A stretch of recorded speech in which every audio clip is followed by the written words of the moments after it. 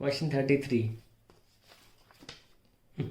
A ray of light incident normally on one of the faces of right angle isosceles prism is found to be totally reflected as shown. What is the minimum value of refractive index of the material of prism? Diagram देख लेते हैं क्या दिया हुआ है। पहले तो इस तरह से है और ये लाइट गिरती है, हमें 90 डिग्री दे रखा है, ये 45, ये 45। कुछ सोच रहे होंगे 30 60 क्यों नहीं कर सकते, आइसोसेलेस ट्रायंगल गिवन है तो ऑब्वियसली 45 45 ही इकलौती संभावना बनती है। लाइट गिरती है और डायग्राम में क्लियरली गिवन है कि इस पर TIR हो जाता है। अब ये जो एंगल है ये डेफिनेटली ये एंगल जो I है ये ग्रेटर देन क्रिटिकल एंगल होगा, तभी ऐसा हो रहा है। ध्यान रखें जब I जो होता है वो क्रिटिकल एंगल के बराबर होता है तभी रिफ्लेक्शन नहीं हो रहा होता, तब ऐसा हो रहा होता है, कुछ ऐसा हो रहा है। मतलब क्रिटिकल एंगल एक्चुअली वो होता है जिस पर रिफ्रैक्शन एंगल 90 हो जाए, इससे ज़्यादा होना पड़ता है एक्चुअली इंसिडेंस एंगल को, तब जाके इसकी संभावना आती है। पर ये बात तो गारंटी कि ये एक थ्रेशोल्ड वैल्यू है कि नहीं। अक्सर ग्लास के लिए एयर के साथ देखा जाए तो ये एंगल जो होता है क्रिटिकल 42 डिग्री के आसपास होता है, 41.8 to be precise for a particular kind of glass, जो कि ज़्यादातर फेमस है और प्रिज्म उससे बनाए जाते हैं। हमसे मिनिमम वैल्यू पूछी गई है तो हम क्या बोलेंगे, सबसे पहले तो म्यू बराबर हम जानते हैं 1/sin होता है क्रिटिकल एंगल। तो अब हम क्या रखें, हमको तो ये एंगल पता है तो कैसे, ये 45, ये 90, ये 45 और ये 45 हो गया। हमको तो ये एंगल पता है 45 है, पर ये क्रिटिकल एंगल है नहीं। 45 तो क्रिटिकल एंगल नहीं है, क्योंकि क्रिटिकल एंगल पर लाइट ऐसे नहीं जाती, क्रिटिकल एंगल पर लाइट ऐसे ग्रेज होती है। पर सवाल क्या पूछ रहा है, minimum value of refractive index of material. ऐसे में हम ये 45 वैल्यू क्रिटिकल एंगल में रख सकते हैं, ठीक है। इवन तो ये है नहीं पर इसके आसपास तो होगा, रख दिया तो आंसर आएगा 1/√2 and finally answer will be √2। That is the minimum value जिस पर ये पॉसिबल होगा कि TIR हो सके। अब इसको हम भले, अब कुछ लोग सोच सकते हैं कि सर आपने इसको क्यों क्रिटिकल में रख दिया, क्रिटिकल तो नहीं है। क्रिटिकल पे तब रखो जब लाइट ग्रेस करे, 90 डिग्री रिफ्रैक्शन एंगल हो जाए। देखिए उसकी वजह यह है कि हमसे एग्जैक्टली एक वैल्यू नहीं पूछी म्यू की। अगर इस क्वेश्चन में एग्जैक्ट वैल्यू म्यू की पूछी जाती तो ये क्वेश्चन सॉल्व नहीं हो सकता था, ये इनकम्प्लीट डेटा हो जाता। लेकिन क्योंकि मिनिमम वैल्यू पूछी है तो हम ये अज्यूम कर सकते हैं कि चलो 45 ले लो, आसपास ही होगा एक्चुअल क्रिटिकल एंगल के, उससे हमें मिनिमम वैल्यू मिल जाएगी। कैसे मिनिमम वैल्यू बोला मैंने, अगर मैं असल वैल्यू भी लेता sin 42 जो हमको पता नहीं है, वैसे अज्यूम नहीं कर सकते, एग्जाम में नहीं दिया तो नहीं पता मान के चलते, तो हमको पता होना चाहिए कि sin 42 लेस देन sin 45 होता है। तो अगर ये नंबर छोटा हो गया तो म्यू बढ़ जाएगा, तो इन एनी केस हमें जो एग्जैक्ट वैल्यू से म्यू मिलता वो ज़्यादा मिलता। तो मिनिमम वैल्यू √2 इसीलिए आ रही है क्योंकि ये एंगल जो 45 है वो 42 पे डालने पर ज़्यादा आंसर देगा और म्यू की वैल्यू कम आ जाएगी। That is why we can have an idea of the minimum value of refractive index. So minimum refractive index is √2। इससे ऊपर भी हो सकता है लेकिन ये मिनिमम है। जब भी मिनिमम होगा ना हमेशा less than equal to sine आएगा। तो आप ये समझ गए होंगे कि सवाल में मिनिमम पूछने का क्या रीज़न है, क्योंकि हमको एग्जैक्ट वैल्यू नहीं दी हुई है, ये रीज़न है। चलिए, when the prism is immersed in water, trace the path of emergent ray for the same incident ray, indicating the values of all the angles।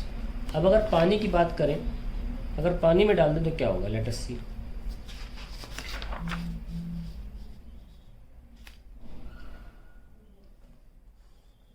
अगर प्रिज्म को पानी में डाल देंगे तो क्या होगा, लेट अस सी। इंसिडेंट तो ऐसे ही आएगी और इसका इस सरफेस के लिए इंसिडेंट एंगल 45 डिग्री है। हाँ भाई, तो कैसे करते हैं, यहाँ से लाइट शुरू करेंगे, mu glass sine I is equals to mu air, क्योंकि डेंजर से रेयर जाती है ना क्रिटिकल एंगल निकालना हो तो म्यू वाटर हो जाएगा, क्योंकि पानी में रखा है, यहाँ वाटर है और ये ग्लास है। म्यू वाटर साइन R, और हमको ये R जो है वो 90 रखना पड़ेगा for i to be equal to C, क्योंकि क्रिटिकल एंगल के दौरान जो रिफ्रैक्शन एंगल होता है वो 90 होता है। हमको पता लग जाएगा उससे क्रिटिकल एंगल क्या है, और तभी हम बता पाएंगे कि आगे रे कैसे जाने वाली है। Sine I is equals to, पानी का 4/3 होता है म्यू डब्ल्यू, 4/3, और ग्लास का होता है 3/2 is equals to sorry into sine 90। तो साइन आई आ जाएगा 8/9। ये आपकी साइन आई वैल्यू आ गई for r equals to 90 degree, that is for i equals to C. तो क्रिटिकल एंगल आ गया sine C is equals to 8/9। जो साइन इनवर्स ऑफ 8/9। और ये वैल्यू आप चेक करेंगे तो करीब करीब आएगी 49 डिग्री। तो ग्लास और वाटर इंटरफेस के लिए जो क्रिटिकल एंगल है 49 डिग्री का है। तो हमारी जो लाइट है वो तो भी क्रिटिकल एंगल को टच ही नहीं कर रही ना, और इस ग्लास वाटर के हिसाब से हमारा जो एंगल ऑफ इंसिडेंस है 45 डिग्री है। So i is less than critical angle in case of glass water interface, और इसकी वजह से टी आई आर नहीं होगा। टी आई आर तब होना शुरू होता है जब कम से कम angle of incidence critical angle से थोड़ा सा ऊपर हो। ये तो बहुत नीचे है, 4 डिग्री नीचे है। तो क्वेश्चन सिंपल हो जाएगा, ये आपका आई आ गया और ये बाहर निकल जाएगी, टी आई आर नहीं करेगी ना ग्रेस करेगी, ये आपको आर अब निकालना है। ठीक है, तो अब आप इसमें स्लेस लगाएंगे क्योंकि हमसे बोला गया सारे एंगल्स निकाल दो। तो ये तो हमारा चलो 45 डिग्री है, applying Snell's law.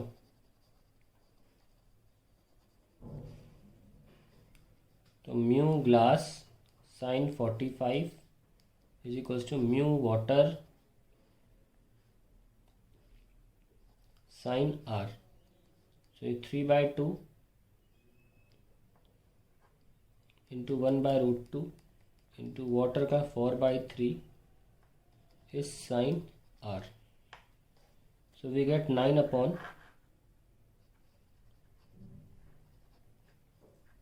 what is 8√2।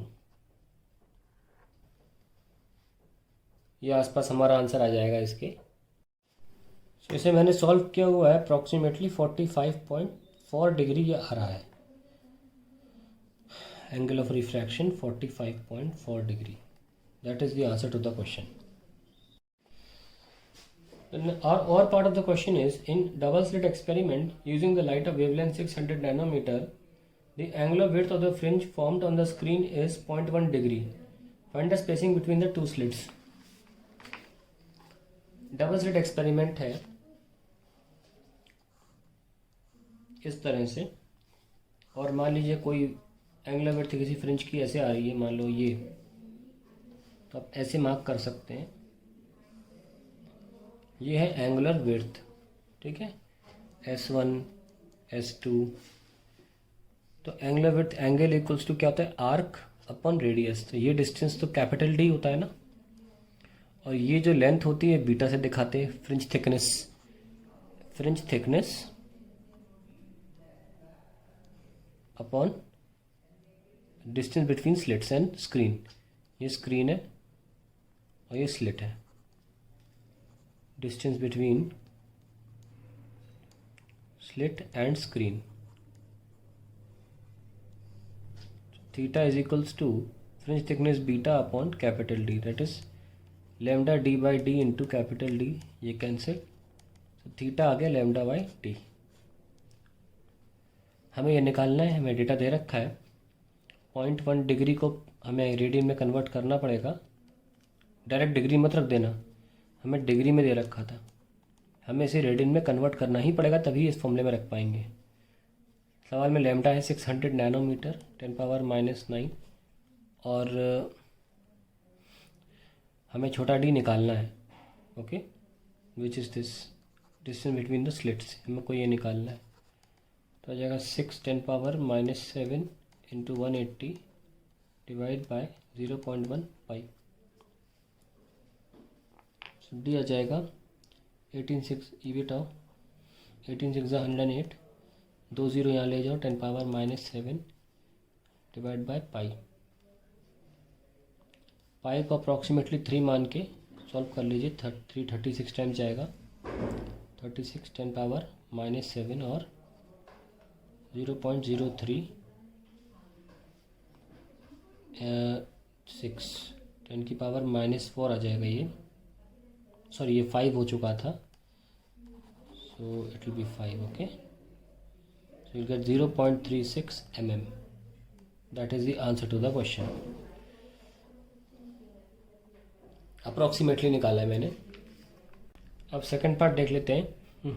Light of wavelength 500 angstrom, actually 5000 angstrom होना चाहिए, क्योंकि लाइट जो दिखती है वो 4000 से 7000 के बीच में होती है, या आप 4000 से 8000 भी कई किताबों में गिवन रहता है, कोई बात नहीं। लेकिन इंटरफेरेंस रिफ्रैक्शन जो भी हैं या जो भी लाइट वाला काम है वो हम वैसे उससे करते हैं जो दिखती हो ऑप्टिक्स में।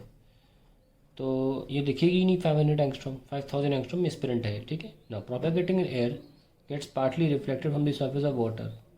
How will the wavelength and frequency of the reflected and reflected light be affected? Second part,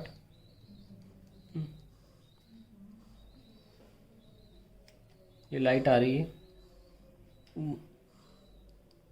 यहाँ फ्रीक्वेंसी जो होगी फर्स्ट मीडियम में, और यहाँ जो फ्रीक्वेंसी होगी सेकंड मीडियम में बराबर होंगी, ν1 इक्वल्स टू ν2। सो नाउ ν1 होता है c by lambda 1 is equals to v by lambda 2। तो हमको तो लैम्डा 2 निकालना है, it will be v by c lambda 1। Now we know that lambda 1 c by v लिख सकते हैं, that will be lambda by mu. So we can see that, क्योंकि refractive index तो 1 से बड़ा ही होता है के रिस्पेक्ट में, तो वेवलेंथ विल डिक्रीज। अगर हमें दिया होता, वैसे हमको पता रहता है 4/3 होता है, तो हम निकाल भी सकते हैं फॉर वाटर। सपोज हम स्प्रिंट हो, देना चाहिए इनको, तो सॉल्व कर लेते हैं। वेवलेंथ तो 5000 वाली थी ना, अपॉन 4/3, तो it will B 5000 into 3 divide by 4, कितना है 1250, तो it will B 3750 angstrom. So wavelength decreases. तो हमने पहली चीज़ तो कर ली, वेवलेंथ डिक्रीजेस। इसका सेकंड का ए पार्ट तो हो गया। अब हमसे बोला है फ्रीक्वेंसी का क्या होगा। Frequency remains unchanged, frequency remains unchanged. Finally paper ख़त्म हो जाता है।